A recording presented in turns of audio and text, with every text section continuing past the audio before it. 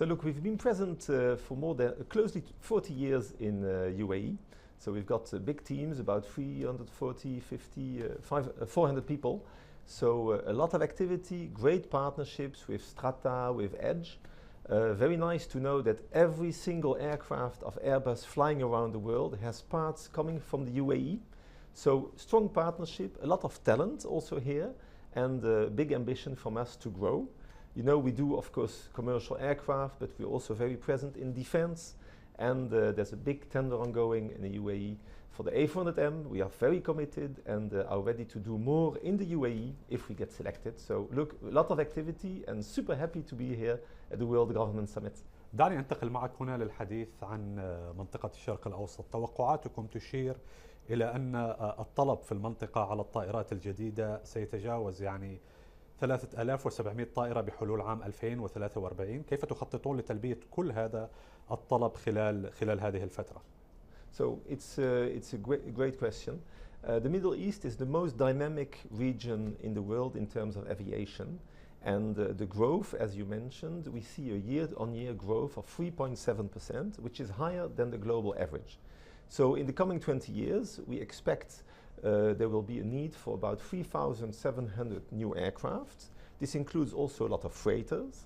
And 42% is wide body, so the larger aircraft. So you know we have the A330neo and of course the A350, which is the state-of-the-art wide body that you have flying already in the Middle East.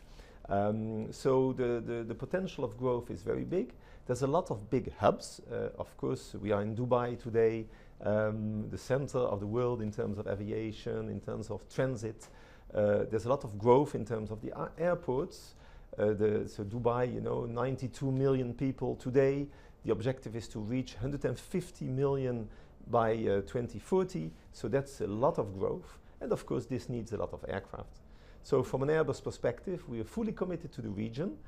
We do a lot here. We have fantastic customers, Emirates, Etihad, with whom we work very closely to bring the best aircraft. Of course, also the best passenger comfort.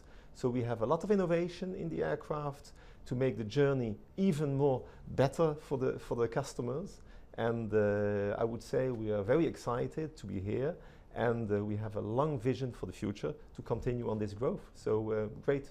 لديكم خطة إيرباص للوصول للحياد المناخي بحلول 2050. هنا أريد أن أسألك لأنكم مؤخرا قررتم تأجيل خطط الطائرات التي ستعمل بالهيدروجين. ربما الآن تراهنون على الساف أو الوقود البديل. كيف تخططون للوصول للحياد النت زيرو بحلول 2050 وما سبب تأجيل إطلاق الطائرات العاملة بالهيدروجين؟ So look, net zero by 2050, this is an aviation commitment, and we are of course there to support this. So to achieve this, we have different pathways. So the first one is of course to bring the latest and the newest aircraft to the market. This is what we're doing today. You see our order intake. We are very successful all across, from the wide body to the single aisle. So bringing the latest technology, replacing all the older aircraft by newer, latest technology aircraft, that's the big pillar. Today it's interesting to know that only 34% of all the aircraft that are flying are latest generation. So great potential on this. We also do a lot on the way we operate, so the air traffic management. We have a lot of software systems that can improve the way our aircraft are functioning and therefore reduce the emissions. So that's a second big pillar, the services, the software, the technical improvements that we bring into the operations. And then the third one is sustainable aviation fuel. Sustainable aviation fuel is a very quick win. But of course we need sustainable aviation fuel to be available and at the right price around the world. So I'm very happy to announce that this week we have actually signed an MOU with SAF1 in the UAE to develop together and to work on SAF development. So that's another very big part. Your question on hydrogen, yes, hydrogen has a key role to play and will be a part in the sustainability actions that the aviation industry is taken. We will have hydrogen aircraft available in the future.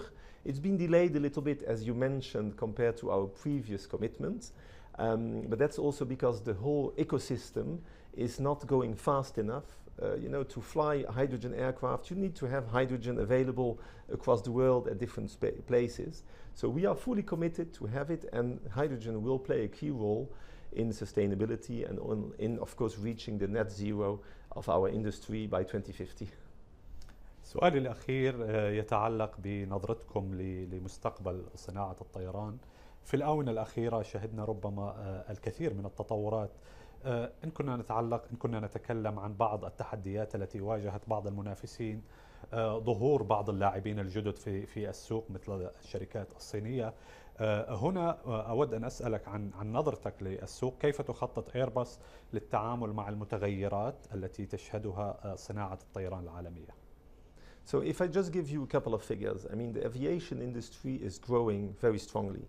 As you mentioned, we see a worldwide growth of passenger traffic of 3.6% year on year over the next 20 years. This means there is a huge need for additional aircraft.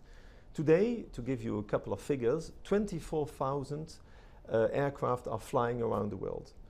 Between today and 2040, we will need an additional 42,000 aircraft to renew, but also to expand. In terms of the passengers, you know that last year we reached again the 5 billion passenger traffic around the world, which was pre-COVID, and the expectation is that this number of PAX travelers will double again in the next 20 years. So there's a huge need for additional aircraft. Of course, they need to be the best of the best. So at Airbus, quality, quality, quality. It's all about bringing the best technological aircraft to our customers, but also the best customer experience to the passengers in the aircraft. Of course, we need competition, and we're very happy to have some strong competitors, also some new competitors coming out from China. But we are focusing on our own mission. It's to make our industry the best and continue to deliver for our customers. We do a lot of innovation. We look at how we can improve our current aircraft, but we also look at a lot of new technologies, new wings. Of course, the engine manufacturers are very important because they are providing the thrust to make our aircraft fly. So it's a big joint effort, but we are definitely leading this around the world. As I mentioned, the UAE and the Middle East is an extremely dynamic region. Spending 2 days here in Dubai is very exciting. It gives me a lot of energy. So we really want to continue the great partnership.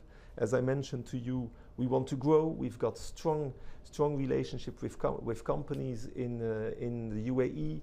A lot of parts are made here. We want to do more. But not only in commercial aircraft. We have a lot of helicopters. I think we have about 500 helicopters flying around in the region. We have military aircraft, the MRTT, the tanker in Dubai, but also the C295. And our big ambition is to get the A400M, which is the state-of-the-art transport aircraft in defense, to also come to the UAE, and we hope that we'll be able to be successful. And this will bring a lot of opportunities to strengthen the collaboration and to do more in the UAE, and also use the UAE to grow around the world. So look, very exciting times, and great to be here.